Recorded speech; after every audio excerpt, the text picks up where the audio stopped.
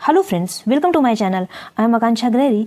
आज मैं आपको जीएस दृष्टि के पर्यावरण एवं पारिस्थितिकी के नेक्स्ट पार्ट पढ़ाने जा रही हूँ और भी इसके कई पार्ट्स आएंगे। इसकी खास बात यह है कि इसमें चित्रात्मक प्रस्तुति की गई है।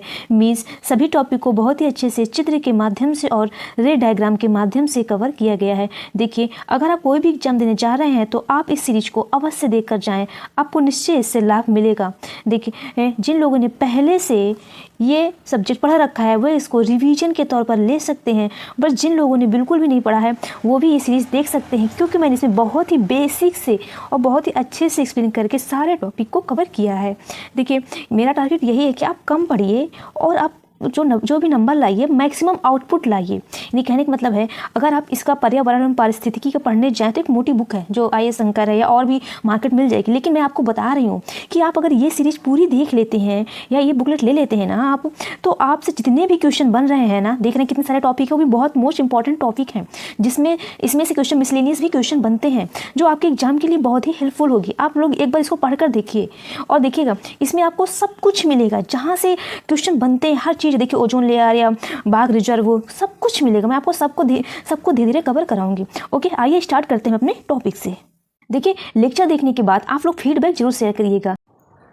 आइए देखते हैं अनुकूलन या एडाप्टेशन। देखिए, अनुकूलन या एडाप्टेशन से आप ऐसे समझिए कि आप देख रहे हैं जैसे जैसे हमारे इन्वायरमेंट में चेंज होता है तो क्या करते हैं, चाहे वो पेड़ पौधे हों चाहे वो जीव जंतु हों, अगर वो अपने आप को चेंज नहीं करेंगे तो उनका अस्तित्व समाप्त हो जाएगा। ठीक है, तो क्या होता है, तो ये पर्यावरण के अकॉर्डिंग मतलब जीवित रहने के लिए ये अपने व्यवहार में भी चेंज इनको करना पड़ता है और इनकी जो बनावट होती है वो भी चेंज हो जाती है। तो इससे ये किस में आएगा, एडॉप्टेशन या अनुकूलन में आएगा। आइए हम लोग डिटेल में देखते हैं। देखिए, इनकी अवधारणा क्या है। देखिए, किसी जीव की बनावट या व्यवहार या फिर जीने की पद्धति जिसकी सहायता से वह किसी विशेष पर्यावरण में जीवित रहता है, तो क्या कहलाता है, एडॉप्टेशन या अनुकूलन के अंतर्गत ये आता है। समझ गए क्या होता है। जैसे गर्मी आई तो आप देख रहे हैं तो कुछ जीव जंतु ऐसे होते हैं जो बिलों में घुस जाते हैं, और ठंडी आई तो कुछ जीव जंतु ऐसे होते हैं कि ठंडी से बचने के लिए क्या हो जाते हैं, तब भी वो छुप जाते हैं। अभी मैं आपको एक करके बताऊंगी। देखिए, इसकी एग्जाम्पल क्या है, आइए देखते हैं। पक्षी की चोंच की बनावट, फर का मोटापन अथवा पतलापन, पक्षियों में फरों एवं पंखों की उत्पत्ति, वृक्षों की सदाबहार एवं पर्णपाती प्रकृति, पत्तियों एवं तनों पर सूल यानी कांटों की उपस्थिति एवं अनुपस्थिति। ठीक है, सूल, कांटों की उपस्थिति एवं अनुपस्थिति। ठीक है, आइए देखते हैं कुछ एग्जाम्पल हैं जो आपको देख रहे हैं। देखिए, भालू है। देखिए, भालू है तो भालू के जो पैर हैं इसमें क्या होती है, वसा की मोटी परत पाई जाती है। क्यों पाई जाती है, क्योंकि ठंडी अवरोधक का काम करती है। जो भी वसा की मोटी परत है वो ठंड से बचाती है। और देखिए, इनके जो कान होते हैं, इनके कान छोटे होते हैं। क्यों होते हैं, क्योंकि ऊष्मा क्षय को रोकने के लिए। अगर कान बड़े हो जाएंगे तो उससे ज़्यादा ऊष्मा निकल जाएगी। और देखिए, मोटा सफ़ेद फर भालू को गर्म रखने एवं छज्जावरण के लिए काम करता है। देखिए, जो इनका भालू का जो फर है वो सफ़ेद होता है और मोटा भी होता है, सफ़ेद कलर का होता है और मोटा होता है फर, जो कि इनको गर्म रखने में काम आता है।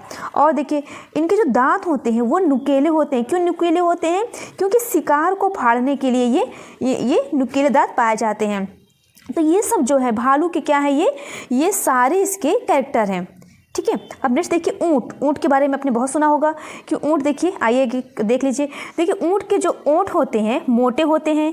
मोटे ओंठ कांटेदार रेगिस्तानी पौधों को खाने में सहायक होते हैं। अगर इनके ओंठ पतले हों तो जो रेगिस्तानी कांटे हों तो वो खा ना पाएँ, तो इसलिए इनके जो होंठ बनाए जाते हैं या प्रकृति में ऐसा है, तो जो है कैसे हैं, मोटे ओंठ हैं। और जो इनके पैर हैं, पंजे हैं, मतलब ये गद्देदार पंजे होते हैं। क्यों होते हैं, क्योंकि क्या होता है, जब ऊँट रेगिस्तान पे चलता है तो दबाव कम हो, इसी वजह से गद्देदार पंजे का निर्माण किया होता है।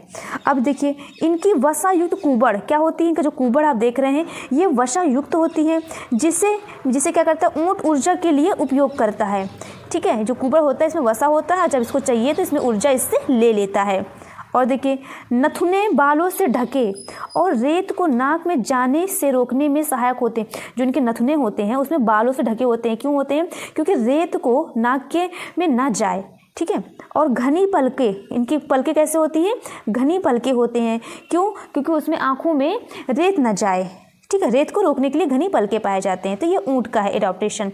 अब देखिए किलर वेल, ये इनके जो दांत होते हैं इनके भी नुकीले होते हैं। क्यों होते हैं कि शिकार को चीरने के लिए नुकीले दांत पाए जाते हैं। अब देखिए ठंडे महासागरों में ठंड से बचाव के लिए वसा की मोटी परत पाई जाएगी। और देखिए धारा रेखित आकार एवं शक्तिशाली पूंछ जो स्तनपायी को बहुत तीव्रता से तैरने में सहायक होती है। ये बहुत जल्दी से तैर लें तो इनकी जो पूंछ होती है धारा रेखित आकार की होती है, ठीक है। तो ये सब तक हैं किसके, एडॉप्टेशन, ऊंट, भालू और किलर वेल के। अब देखिए क्या है, प्राणियों में अनुकूलता की कार्यनीति, ठीक है, इनकी क्या कार्यनीति है, आइए हम लोग देखते हैं। देखिए प्रकार हैं और एग्जाम्पल हैं और गतिविधियां हैं। अगर हम बात करें हाइबरनेशन, शीत निष्क्रियता, क्या आपको ठंडियों में छिपकली दिखती है, नहीं दिखती है। क्यों नहीं दिखती है, क्योंकि वो शीत निष्क्रियता अपने आप को अप में कर लेती हैं, ठीक है। इसके एग्जाम्पल क्या हो जाएंगे, उत्तरी स्थलीय गिलहरी, शरीर के तापमान में कमी एवं श्वसन की दर तथा हृदय गति में कमी, ठीक है।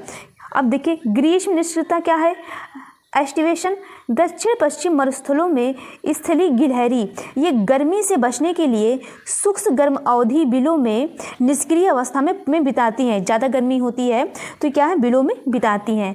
अब देखिए क्या है, नेक्स्ट देखिए क्या है, सज्जावरण, देखिए पत्ती जैसे टिड्डे, पत्ती जैसे टिड्डे क्या होते हैं, ये देखिए टिड्डा, टिड्डा पूर्ण पत्ती जैसा या पत्ती के एक भाग जैसा दिखता है। मृत पत्ती के समान रूपधर परभक्षी से अपना बचाव करता है। क्या करता है ये टिड्डा, ये अपना जो स्वरूप है ये पत्ती जैसे धारण कर लेता है। क्यों धारण करता है, क्योंकि उसे कोई खा ना सके, ठीक है, अपना बचाव करता है।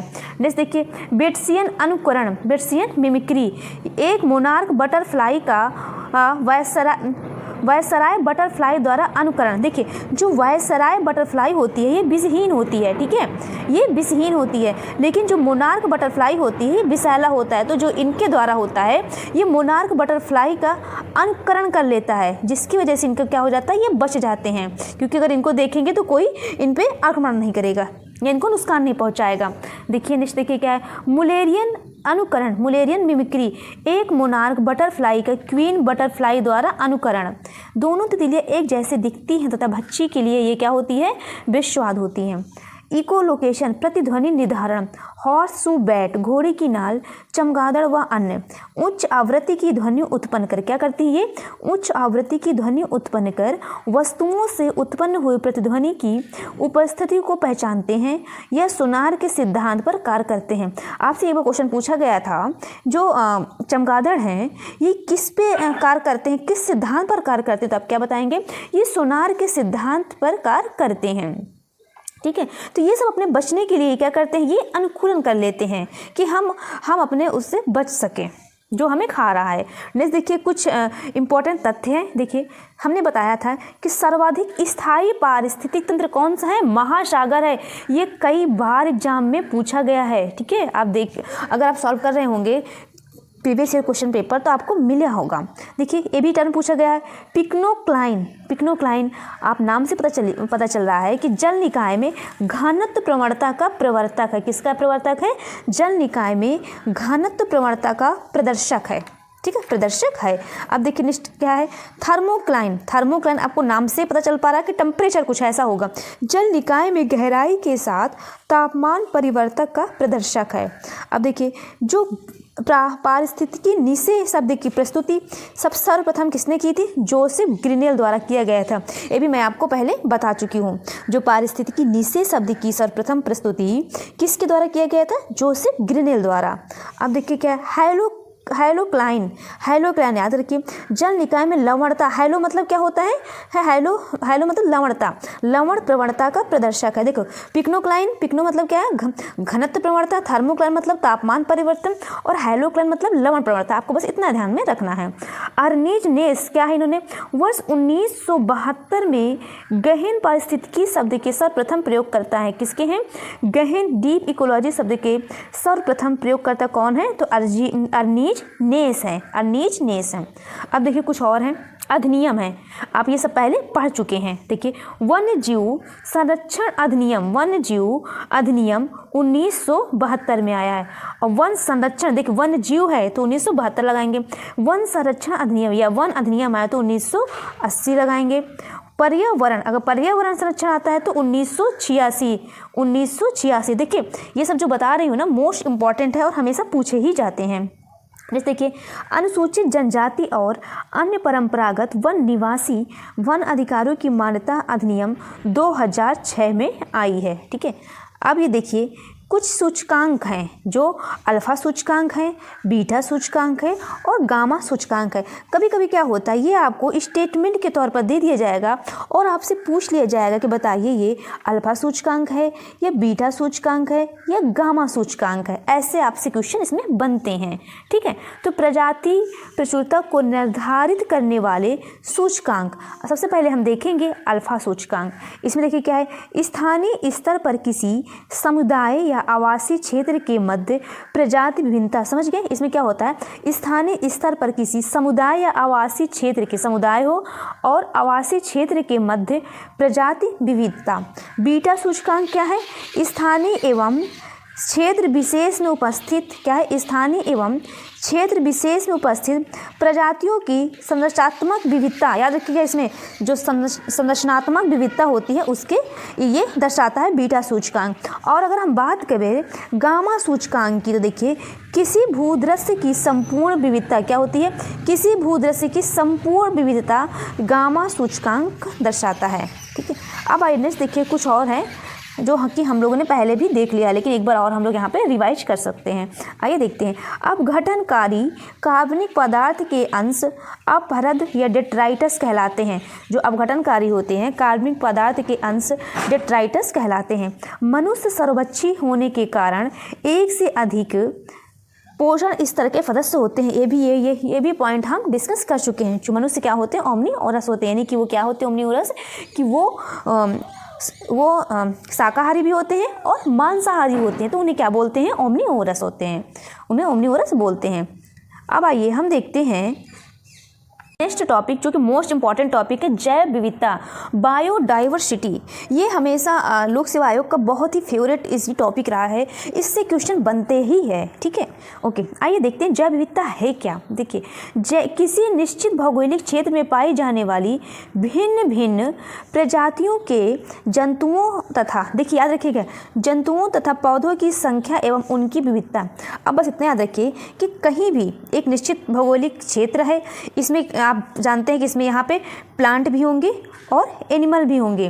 तो यहाँ पे आप देख रहे हैं, आप मान लीजिए कहीं भी आप जाइए, ठीक है, कहीं भी जाइए, किसी भी आप क्षेत्र में जाइए तो वहाँ पे आपको प्लांट भी मिलेंगे और एनिमल में मिलेंगे। तो वहाँ पे आप देख रहे हैं केवल एक तरह के तो ना तो प्लांट होंगे ना तो एक तरह के जीव जंतु होंगे, तो वहाँ पे डिफरेंट टाइप के होंगे, यानी कि भिन्न भिन्न प्रजातियों के जंतु होंगे और भिन्न भिन्न प्रजातियों के पौधों की संख्या होंगी और उसकी विविधता होगी। तो क्या दर्शाते हैं, जैव विविधता।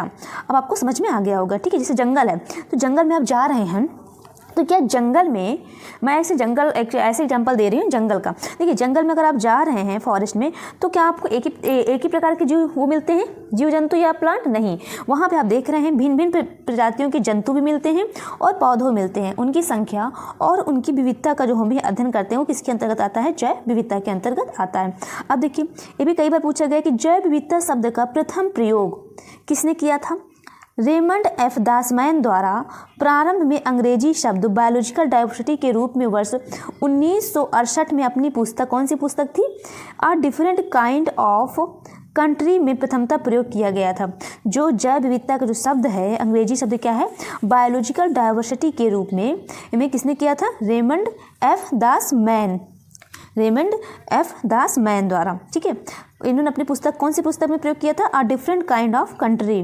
W.C. रोशन बाद में बायोलॉजिकल डाइवर्सिटी से परिवर्तित कर बायोडाइवर्सिटी के रूप में सर्वप्रथम प्रयोग करता है बायोडाइवर्सिटी के सर्वप्रथम प्रयोगकर्ता कौन है? WC रोजन। अगर आपसे पूछते हैं बायोलॉजिकल डाइवर्सिटी के रूप में सर्वप्रथम किसने किया था प्रारंभ, तो रेमंड F दास मैन आप बताएंगे। लेकिन अगर पूछे क्वेश्चन कि बायोडाइवर्सिटी के रूप में सर्वप्रथम प्रयोग किसने किया था, WC रोशन ने किया था, WC रोशन ने किया था। अब देखिए जैव विविधता के स्तर कौन से स्तर हैं, आइए देखते हैं। एक है हमारा आनुवांशिक जैव विविधता, दूसरा है प्रजाति जैव विविधता, तीसरा है पारितंत्री जैव विविधता। आइए एक एक करके देखते हैं। अगर हम बात करें आनुवांशिक जैव विविधता की तो उसमें क्या है, पौधों जानवरों एवं सूक्ष्म जीवों की प्रजातियों में निहित जीन की विविधता, ठीक है, जीन की विविधता, पौधे हो जानवरों एवं सूक्ष्म जीवों की प्रजातियों में निहित जीन की विविधता, तो इसमें किसमें आएगी, आनुवांशिक जैव विविधता। जैसे आप देख रहे हैं कि आप ऐसे एग्जाम्पल लीजिए ह्यूमन का, आप अगर एग्जाम्पल लेते हैं ह्यूमन का, तो क्या सारे मनुष्य या सारे मानव एक जैसे होते हैं? नहीं एक जैसे होते। क्यों नहीं होते हैं? क्योंकि उसमें उनमें भी आनुवांशिक जैव विविधता भी पाई जाती है लोगों में। आप जैसे DNA कहते नहीं, उसके DNA में कुछ, उसका DNA की वजह से ही हम एक दूसरे से अलग हैं, वरना हम लोग एक जैसे ही होते तो लोग किसी को पहचान ना पाते ये कौन है। तो हमारे अंदर भी क्या है, आनुवांशिक विविधता भी है, ठीक है। अब आइए देखिए क्या है प्रजाति जैव विविधता।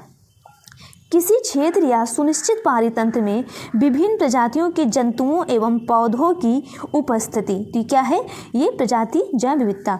अब आइए अगर बात करें पारितंत्री जैव विविधता की, अलग अलग पारितंत्रों में स्थित प्रजातियों में व्यापक विभिन्नता, क्या है अलग अलग पारितंत्र हैं में स्थित, इस पारितंत्र में कोई प्रजाति, इस पारितंत्र में कोई प्रजाति है, उसमें व्यापक विभिन्नता पाई जाती है। और प्रजाति में आप समझ गए किसी क्षेत्र या सुनिश्चित पारितंत्र में विभिन्न प्रजातियों के जंतुओं एवं पौधों की उपस्थिति।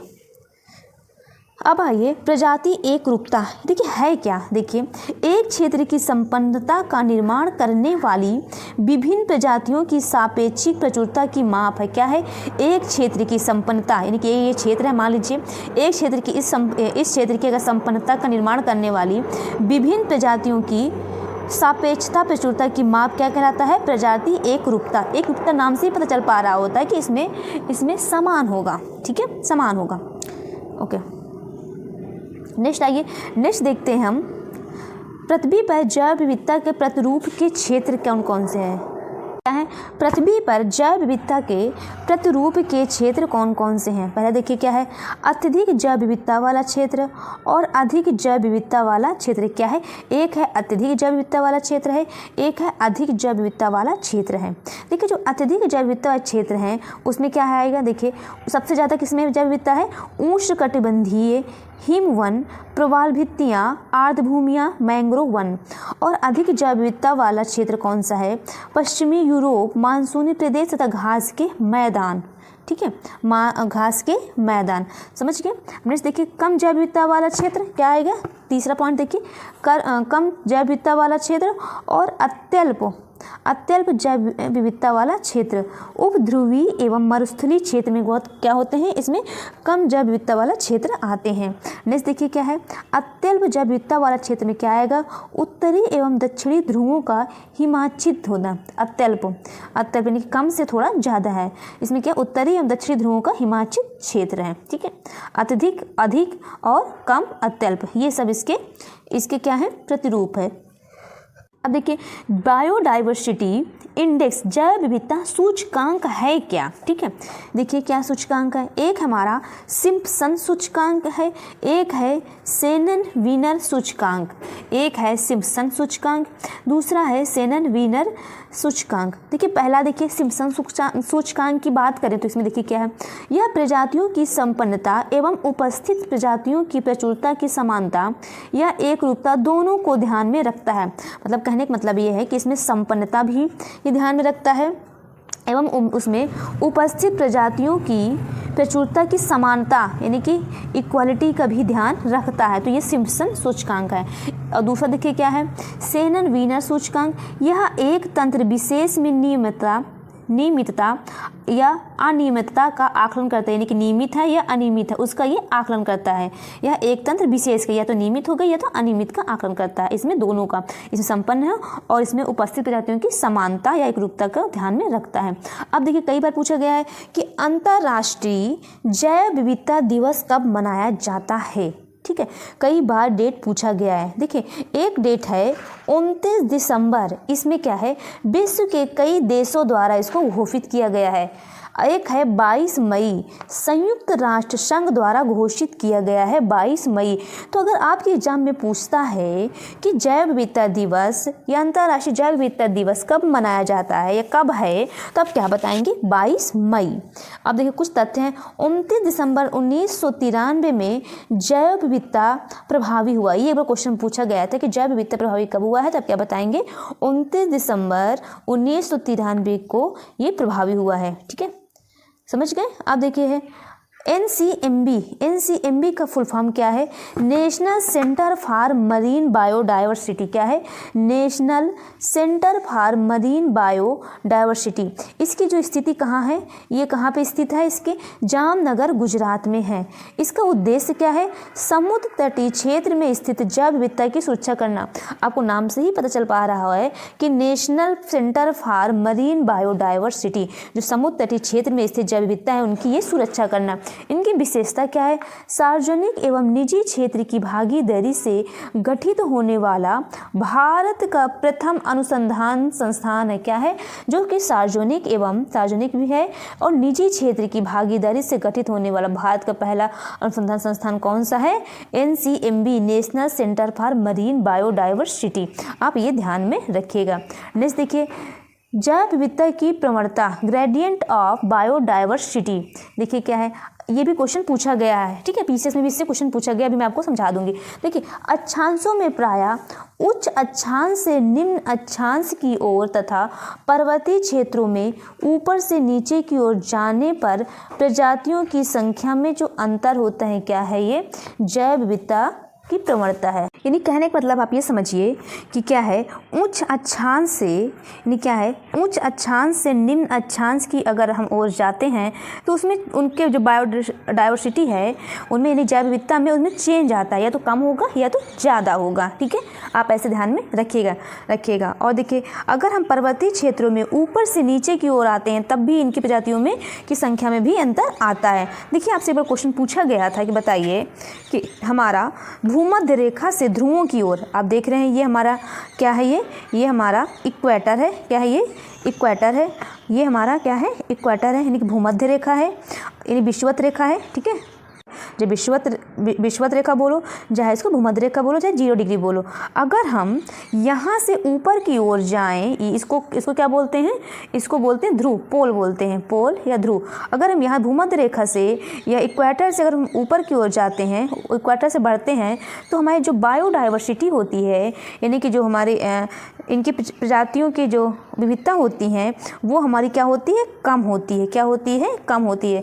तो कहने का मतलब ये है कि पोल में जो हमारा जैव विविधता की जो विविधता होती है, जैव विविधता की जो संख्या होती है वो कम होती है, और जो हमारे इक्वेटर में वो अधिक होता है। एक बार क्वेश्चन ऐसे बना है। ठीक है, ये पूछा है कि अगर हम विषुवत रेखा से हम पोल की ओर जाते हैं तो बताइए बायोडाइवर्सिटी की क्या, बायोडाइवर्सिटी बढ़ता है या घटता है। बायोडाइवर्सिटी यानी कि प्रजाति विविधता की कम होती है या ज़्यादा होती है। तब क्या बताएंगे, कम होती है। ठीक है, अभी मैं आपको और भी अच्छे से बता दूंगी। अब देखिए क्या है, अब देखिए कुछ हमारा परीक्षोपयोगी प्रश्न है। देखिए क्या है, बीटा विविधता उच्च होने का अर्थ क्या है। बीटा विविधता उच्च होने का अर्थ क्या है, विभिन्न आवासों की प्रजाति संगठन में कम समानताएं। क्या है, विभिन्न आवासों की प्रजाति संगठन में कम समानताएं हैं। अब देखिए क्या है, कुछ एक स्टेटमेंट है, एक क्षेत्र विशेष में उपस्थित विभिन्न प्रकार की प्रजातियों की कुल संख्या की गणना क्या कहलाती है, प्रचुरता या समृद्धता। क्या कहलाती है, एक क्षेत्र विशेष में उपस्थित विभिन्न प्रकार की प्रजातियों की कुल संख्या की गणना क्या कहलाती है, प्रचुरता या समृद्धता कहलाती है। अब देखिए क्या है, अब देखिए जैव विविधता का महत्व क्या है। देखिए इसका जो महत्व है, एक है हमारा सांस्कृतिक महत्व, दूसरा हमारा आर्थिक महत्व भी है, सांस्कृतिक महत्व भी है, आर्थिक महत्व भी है, पारिस्थितिक महत्व भी है और वैज्ञानिक महत्व भी है। अगर हम बात करें सांस्कृतिक महत्व की तो इसमें क्या आ जाएगा, मनोरंजन या सांस्कृतिक मूल्य। अगर नेक्स्ट हम देखते हैं आर्थिक महत्व, इसमें क्या देखिए, खाद, रेशे, औषधि, ईंधन की लकड़ी एवं सजावटी पौधे आदि, फसलों में सुधार के लिए प्रजनन सामग्री, भावी संसाधन, पर्यटन उद्योग, ये सब किसके हैं, आर्थिक महत्व, जैव विविधता के आर्थिक महत्व की हम बात कर रहे थे। अगर हम बात करें वैज्ञानिक महत्व की, देखिए इसमें देखिए हाइब्रिडाइजेशन हेतु विस्तृत जीन पूल की उपलब्धता, यानी कि हाइब्रिडाइजेशन मतलब क्या होता है कि हाइब्रिड मतलब क्या होता है कि आप इतना ध्यान रखिए कि इसमें जैसे एक चीज़ है, एक कोई ये स्पीसीज है, एक ये स्पीसीज है, दूसरी स्पीसीज है, तो इन दोनों के जीन्स, इसके जीन्स निकाल के इसके जीन्स मिला के दोनों को मिला करके एक दूसरी नई चीज़ बना लिया गया है, नई वस्तु बना लिया गया है, तो उसको ये जो प्रोसेस कहलाता है हाइब्रिडाइजेशन कहलाता है। ठीक है, जैसे आपने बीटी बैगन का नाम सुना होगा। ठीक है, इसमें क्या होते हैं, जो पहले क्या होते थे, बैगन में बहुत ज़्यादा कीड़े आते थे। अब आजकल बैगन आप लेते होंगे उसमें कीड़े नहीं होते हैं, तो उसमें क्या होते हैं, जिसमें कीड़े नहीं थे तो उसको उसी के माध्यम से क्या करा लिया गया है, क्या करा लिया गया, जीन का मिला जुला रूप करा लिया गया, जो आज भी बैगन होते हैं उसमें कीड़े बहुत कम पाए जाते हैं, तो ना के बराबर पाए जाते हैं, यहाँ पे समझ सकते हैं। अब देखिए इसका है पारिस्थितिक महत्व, इससे देखिए क्या है, प्राकृतिक संसाधनों जैसे जल एवं मृदा आदि का संरक्षण, पोषक पदार्थों का संग्रहण एवं पुनर्चक्रण, प्रदूषण में कमी, जलवायु स्थिरता, पारिस्थितिकी प्रक्रियाओं का रख रखाव, ये इसमें है जैव विविधता का महत्व है। अब देखिए कुछ प्रश्न हैं, देखिए क्या प्रश्न है, आइए देखते हैं। देखिए क्षेत्र विशेष में उपस्थित प्रत्येक प्रजाति के सदस्यों की सापेक्षिक उपलब्धता क्या कहलाती है, समता कहलाती है। जैसे जैसे हम भूमध्य रेखा से ध्रुवों की ओर बढ़ते हैं प्रजाति विविधता होती जाती है कम, यही मैंने आपको बताया था। ये हमारा क्या है, इक्वेटर है, भूमध्य रेखा, इसे ऊपर जाते हैं, यहाँ पे ध्रुव है, इसको बोलते हैं ध्रुव है, तो हमें जैव विविधता होती है वो कम हो जाती है। ठीक है, ये क्वेश्चन पूछा गया है। जैव विविधता का आकलन करते समय ध्यान रखने योग्य दो प्रमुख कारक कौन से हैं, प्रचुरता या समृद्धता एवं समता और समृद्धता, दोनों ये ध्यान में रखने के प्रमुख कारक है। अब नेक्स्ट देखिए क्या है, जैव विविधता के जनक कौन है, इनके जनक कौन है, कई बार पूछा गया है जनक कौन है, एडवर्ड ओ विल्सन, कौन जनक है, एडवर्ड ओ विल्सन इनके जनक है। जैव विविधता के जनक कौन है, एडवर्ड ओ विल्सन इनके जनक है। उष्ण एवं गर्म जलवायु क्षेत्र रहने के लिए सर्वश्रेष्ठ स्थान माने जाते हैं। अनियत तापी प्राणियों जैसे उदाहरण तितली आदि के लिए जो उष्ण एवं गर्म जलवायु क्षेत्र रहने के लिए सर्वश्रेष्ठ माने जाते हैं, कौन से, अनियत तापी प्राणियों जैसे तितली आदि के लिए। तितलियों की सर्वाधिक प्रजातियां कहाँ पाई जाती है, वह क्वेश्चन बना है। तितलियों की सर्वाधिक प्रजातियां पाई जाती है उष्ण कटिबंधीय क्षेत्रों में, कहाँ पाई जाती है, उष्ण कटिबंधीय क्षेत्रों में, यानी कि जहाँ जैव विविधता अधिक होती है। जैव मंडल आरक्षित परिरक्षण क्षेत्र संबंधित होते हैं आनुवंशिक विविधता से, जो जैव मंडल आरक्षित परिरक्षण क्षेत्र संबंधित होते हैं आनुवंशिक विभिन्नता से। अब देखिए क्या है, किसी स्थान की जैव विविधता हॉट स्पॉट के रूप में आहारता के लिए मानदंड क्या होना चाहिए। सबसे पहले हम इसको देखने से पहले हम ये देखेंगे कि जैव विविधता हॉट स्पॉट है क्या। क्वेश्चन पूछा जाता है कि जैव विविधता हॉट स्पॉट कौन कौन से हैं, ठीक है, और भारत में कौन कौन से पाए जाते हैं ये भी पूछा जाता है। आइए हम लोग डिस्कस करते हैं। पहले हम ये जान लें कि जैव विविधता हॉट स्पॉट किसको कहते हैं। देखिए ऐसे समृद्ध जैव विविधता वाले क्षेत्र जहाँ पर जातियों की प्रचुरता एवं स्थानिक एंडेमिक प्रजातियों की अधिकता पाई जाती है, लेकिन साथ ही इन जीव जंतुओं के अस्तित्व पर निरंतर संकट बना हुआ है। कहने का मतलब ये है कि ऐसे समृद्ध जैव विविधता वाले क्षेत्र जहाँ पर जातियों की प्रचुरता एवं स्थानीय प्रजातियों की अधिकता तो पाई जाती है, लेकिन साथ ही जो इन जंतुओं की होती, जीव जंतुओं की होती, इनके अस्तित्व पर जो संकट बना रहता है वो क्या कहलाता है, जैव विविधता हॉट स्पॉट। आपको नाम से पता चल पा रहा होगा कि यहाँ पे प्रजातियों की जो संख्या होगी वो मैक्सिमम होगी, यानी अधिकतम होगी। ठीक है, तो ऐसे संबंध जैव विविधता क्षेत्र जहाँ पे जातियों की प्रचुरता एवं स्थानिक प्रजातियों की अधिकता पाई जाती है और इनका संकट, इनके जो अस्तित्व के निरंतर का संकट बना रहता है। अब देखिए इनके मानदंड क्या है।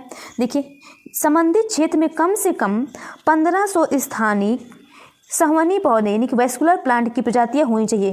किनको हॉटस्पॉट बोला जाए कि जहाँ पे बोला जाए उसको कम से कम क्या हो 1500 स्थानिक संवहनी पौधों की प्रजातियां होनी चाहिए।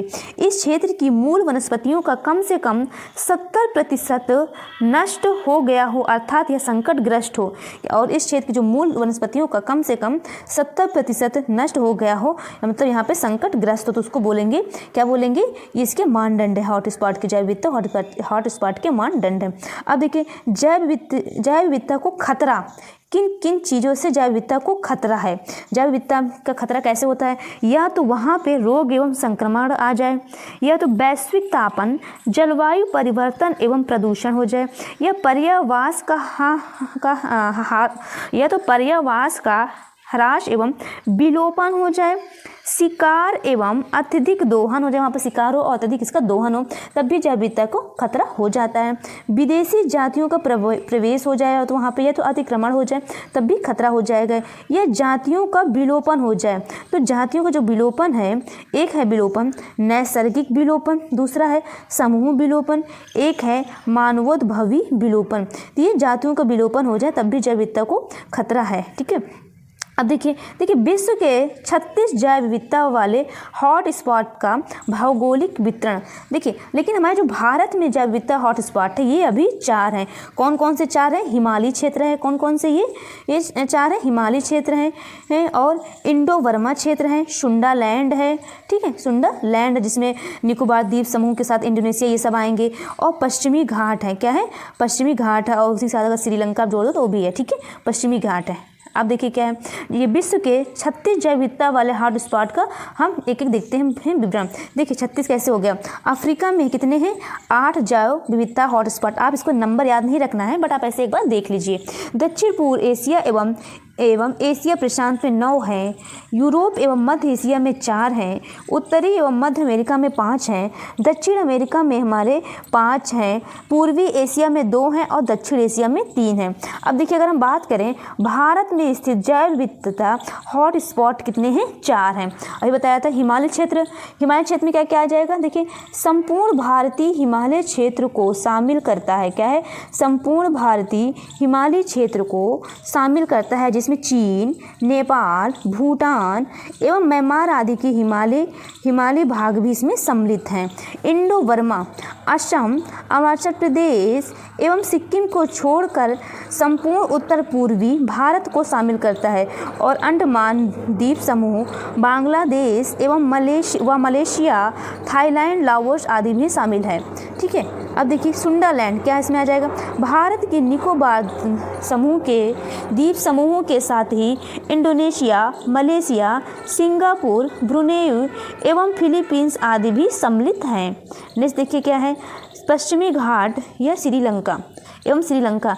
ठीक है, अब श्रीलंका आएगा भारत में तो आप नहीं लगाएंगे, पश्चिमी घाट आएगा तो आप लगा दीजिएगा। ठीक है, भारत का पश्चिमी घाट क्षेत्र एवं श्रीलंका के भूभाग इसमें भी शामिल है। ठीक है, देखिए आपको इतना डीप में याद रखने की कोई ज़रूरत नहीं है, बस आप इतना याद रखिए कि भारत में 4 जैव विविधता हॉट स्पॉट है। कौन कौन से हैं? एक है हिमालयी क्षेत्र, एक दूसरा है इंडो बर्मा, तीसरा है सुंडालैंड, चौथा है पश्चिमी घाट। केवल क्या है? पश्चिमी घाट। ठीक है, बस आपको इतना याद रखने की ज़रूरत है। अब देखिए विलुप्त होने वाली प्रजातियों के कुछ एग्जाम्पल हैं।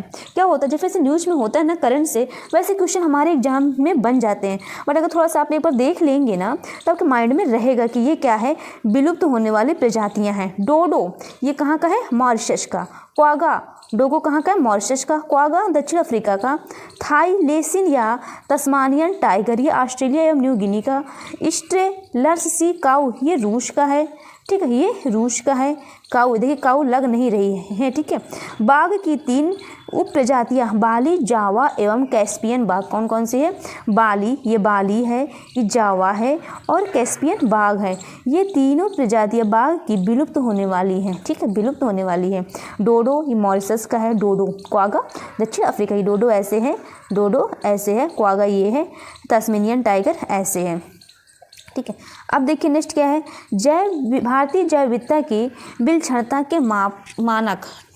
देखिए इतना आपको ध्यान में रखना नहीं है, बट मैं आपको इसे बता दे रही हूँ, मोटा मोटा आप देख लीजिए। बट आपसे एग्जाम में ये पूछता है कि भारत में जैव विविधता हॉटस्पॉट कौन से हैं, जैव विविधता को खतरा किससे है, जैव विविधता के जनक कौन है, जैव विविधता के बायोडाइवर्सिटी सर्वप्रथम किसने दिया है, यही सब पूछते हैं, ठीक है। और कभी कभी पूछ लेते हैं जैव विविधता के महत्व क्या है। और जैव विविधता की प्रवणता भी मैंने बताया है कि जो भूमध्य रेखा से अगर ऊपर की ओर जाएंगे तो घटता है, और अगर ऊपर से नीचे की ओर आ जाएंगे तो बढ़ता है। तो यही सब क्वेश्चन बनते हैं, ठीक है। और इसमें है थोड़ा सा, तो मैं आपको बता दे रही हूँ। देखिए, जैव विविधता के संदर्भ में भारत विश्व के 10 एवं एशिया के 4 शीर्ष देशों में आता है, ठीक है। जैव विविधता के संदर्भ में जो भारत है विश्व के 10 देशों में एवं एशिया के 4 देशों में आता है। आप ध्यान में रखिएगा, ये पूछा नहीं जाएगा पर अपने नॉलेज के लिए जानिएगा। अब देखिए नेक्स्ट क्या है। विश्व का मात्र 2.4% भूभाग होने के बावजूद भारत में वैश्विक प्रजातिगत विविधता का लगभग 7 से 8% भाग पाया जाता है। देखिए ये एक बार क्वेश्चन बना था। देखिए विश्व का मात्र हमारे कितने प्रतिशत भूभाग है, 2.4% भूभाग है। इसके बाद लेकिन वैश्विक प्रजातिगत विविधता कितनी पाई जाती है, 7 से 8% पाया जाता है। विश्व के 17 मेगा डाइवर्सिटी वाले देशों में भारत एक है। अगर 17 मेगा डाइवर्सिटी वाले देश मिला लिया जाए तो उसमें भी भारत का नाम आता है। जैसे देखिए भारत में पादपों की 50,000 से अधिक प्रजातियां हैं। जंतुओं की 1,03,000 से अधिक प्रजातियां तथा विश्व की लगभग आधी जलीय पादप प्रजातियां पाई जाती हैं। आप देखिए कितना कुछ है। भारत खेती के पौधों के उद्गम के 8 प्राथमिक केंद्रों में से भी एक है। ये सब विश्व में बताया गया कि भारत में क्या है, ठीक है। और देखिए क्या है, आधुनिक दवाएं औषधियाँ जो पौधे या पादपों से मिलती है। देखिए कभी कभी इसके ऐसे क्वेश्चन बन जाते हैं कि एट्रोपिन, आपसे से पूछा जाएगा कि एट्रोपिन का जो उपयोग है किस में किया जाता है, तो आप क्या बताएंगे। जो एट्रोपिन का उपयोग है दस्त में आंतों का दर्द कम करता है, इसलिए एट्रोपिन का उपयोग करते हैं। ये है एंटीकोलिनर्जिक है। क्या है, एंटीकोलिनर्जिक है। ये कहाँ से मिलता है, किस प्लांट से, बेलाडोना से मिलता है। ये भी पूछा जाता है कहाँ से मिलता है, बेलाडोना से मिलता है। नेक्स्ट देखिए क्या है, कौन सा औषधि है, ब्रोमीलेन। ये किसमें पाया जाता है, कौन सा प्लांट है, अनानास। संक्रमण की अवस्था में ऊतकों की जलन को ये क्या करता है, कंट्रोल करता है। नेक्स्ट देखिए कैफीन किसमें पाया जाता है, चाय व कहवा में। केंद्रीय स्नायु तंत्र को प्रदीप्त करता है, क्या करता है, ये प्रदीप्त करता है। कोकोआ में पाया जाता है। ये क्या है, एनाल्जेसिक एवं लोकल एनेस्थेटिक। ये दर्द कम करता है एवं शल्य क्रिया के दौरान दर्द को रोकता है। नशे हेतु भी इसको प्रयुक्त किया जाता है कोकोआ को, ठीक है, कोकीन के रूप में। देखिए नेक्स्ट, कोडीन या मार्फिन, ये कई बार पूछा गया। अफीम पोस्ता में मिलता है। एनाल्जेसिक दर्द कम करता है। डायसजेनिन जंगली रतालू, क्या है, रतालू स्त्रियों के लिए गर्भ निरोधक प्रभावी एंटीऑक्सीडेंट का काम करता है रतालू, जंगली रतालू। पेनिसिलिन मोस्ट इंपॉर्टेंट है। ये पेनिसिलिनियम फंगिस में मिलता है। ये एक एंटीबायोटिक का काम करता है, प्रतिजैविक। क्विनिन ये भी इंपॉर्टेंट है, सिनकोना से मिलता है। मलेरिया निवारक होते हैं, भी कई बार पूछा गया है। मेंथॉल ये भी पूछा गया है। पिपरमिंट या पुदीना मिलता है। देखिए इसका क्या है, ये उपयोग रूबीफेसिएंट रक्त की स्थानीय आपूर्ति बढ़ाता है एवं स्थानीय उपयोग के बाद दर्द कम करता है। क्या करता है, ये दर्द कम करता है। अब देखिए क्या नेक्स्ट है, मोनोक्रोटेलिन। क्या है मोनोक्रोटेलिन, क्रोटोलेरिया जीनस के पादप है। खूनी खांसी, चर्म रोग आदि में प्रयोग किया जाता है। ये अब देखिए नेक्स्ट क्या है, रेसरथीन, भारतीय सांप बूटी। क्या है, भारतीय सांप बूटी। उच्च रक्तचाप में ये कमी लाते हैं। टेक्साल पैसिफिक यू, स्तन, फुफ्फुस एवं डिव ग्रंथ आदि कैंसर की ये दवा है। अब देखिए नेक्स्ट देखिए, बिच ब्लैस्टारन, ये क्या है, रोजी पेरीविकल, कैंसर रोधक इसका उपयोग है, कैंसर रोधक में उपयोग किया जाता है। बच्चों में कैंसर को नियंत्रित करता है। अब देखिए जैव विविधता हॉटस्पॉट से संबंधित कुछ तथ्य हैं। देखिए क्या है इसका, जैव विविधता, इसका अन्य नाम क्या है, मेगा डाइवर्सिटी क्षेत्र। क्या है इसका, मेगा डाइवर्सिटी क्षेत्र है। जैव विविधता शब्द का सर्वप्रथम प्रयोग किसने किया है, जैव विविधता शब्द का सर्वप्रथम प्रयोग ब्रिटिश पारिस्थितिकीविद नॉर्मन मायर्स ने किसने किया है, जैव विविधता शब्द का सर्वप्रथम प्रयोग किसने किया है। देखिए वहाँ पे हमने देखा था बायोडाइवर्सिटी, तो बायोडाइवर्सिटी का प्रयोग किसने किया था, तो वो चीज़ रोजन थे, ठीक है, रोजन थे। और बायोडाइवर्सिटी के जनक कौन थे, ये भी एक अलग क्वेश्चन है। तो जनक हमारे कौन थे, ये विल्सन है, एडवर्ड ओ विल्सन है। जैव विविधता शब्द का प्रयोग किसने किया था सर्वप्रथम, तो ये नॉर्मन मायर्स है। कब किए थे, 1988 में किए थे। अब देखिए, पृथ्वी पर जैव विविधता के समृद्ध संकट एवं संकटापन्न संग्रह है।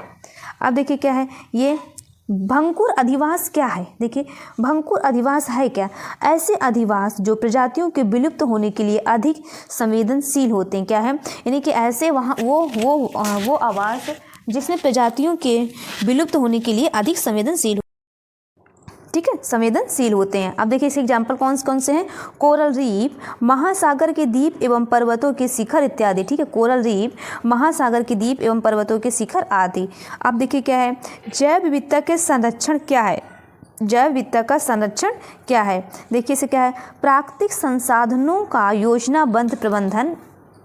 नेक्स्ट देखिए क्या है योजनाबद्ध प्रबंधन, ताकि प्राकृतिक संतुलन एवं जैव विविधता को बनाए रखा जा सके। क्या है कि यहाँ पे प्राकृतिक संतुलन बनाए रखे और जैव विविधता को बनाए रखे जा सके। तो जैव विविधता का ये क्या है, संरक्षण है।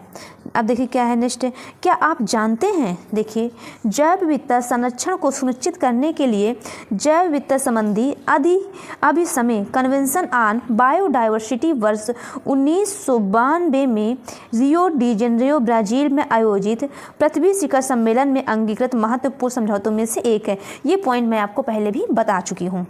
अब नेक्स्ट देखिए क्या है, देखिए नेक्स्ट आप देखिए, जैव विविधता संरक्षण निम्नलिखित के लिए महत्वपूर्ण है। क्या है, प्रजातिगत आनुवंशिक विविधता को नष्ट करने से रोकना। दूसरा क्या है, प्रजातियों को विलुप्त होने से बचाना। नेक्स्ट थर्ड क्या है, पारितंत्र को नष्ट तथा अवक्रमित होने से बचाना। ये सब इसके महत्वपूर्ण क्या है, संरक्षण के लिए महत्वपूर्ण है। अब देखिए क्या है, जैव विविधता संरक्षण प्रकार। देखिए ये जो है ये इंपॉर्टेंट है, इसके प्रकार, जैव विविधता संरक्षण के प्रकार क्या होते हैं। एक होते हैं स्वस्थानीय संरक्षण, इन सीटू कंजर्वेशन। दूसरा है बाह्य स्थानीय संरक्षण, एक्स सीटू कंजर्वेशन।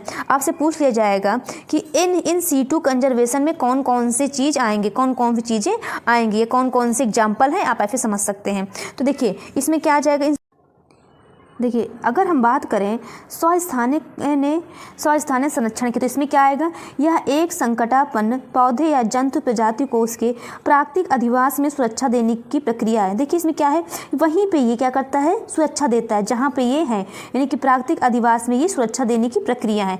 इसमें आएगा क्या क्या एग्जाम्पल आएंगे, जैसे राष्ट्रीय उद्यान, क्या आ जाएगा, राष्ट्रीय उद्यान, वन जीव अभ्यारण्य, जैव मंडल, सागर या बायोस्फीयर रिजर्व, पवित्र उपवन एवं झीलें, समुदाय एवं संरक्षण आगार, ये इसका क्या है, प्राकृतिक आवास है। यहीं पे इनको क्या किया जाएगा, संरक्षण किया जाएगा, इन मतलब उसी के अंदर, ठीक है, आप ऐसे समझ सकते हैं। देखिए नेक्स्ट देखिए क्या है, बाह्य स्थानीय संरक्षण। इसमें क्या है, एक्स सेटो कंजर्वेशन, इसके अंतर्गत क्या आ जाएगा, पादपों एवं प्राणी प्रजातियों का उसके पर्यावास अधिवास के बाहर संरक्षण।